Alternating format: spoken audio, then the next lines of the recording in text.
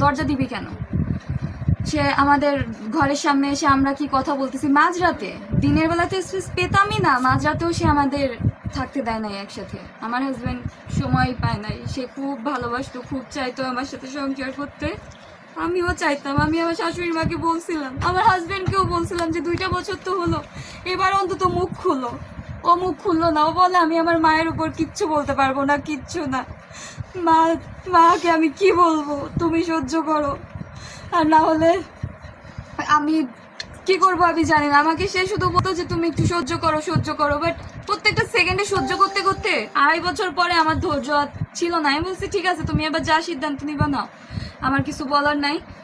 পরে আমি যখন দেখলো তার মায়ের অত্যাচারে আমি মরেই যাচ্ছি, তখন সে আর সেই অত্যাচার সহ্য করতে পারলো না। তার মায়ের প্রতি ওর কোনো রাগ ছিল না, কোনো অভিমান ছিল না। ও শুধু বলতো ওর মাকে কিছু বলতে পারবে না, ওর মাকে ও কিচ্ছু বলতে পারবে না। ওর মায়ের অভিমান, ওর মায়ের উপর থেকে, মানে ওর মায়ের উপরও এত অভিমান ছিল, এত কষ্ট ছিল যে ওর মা ওকে বুঝলো না।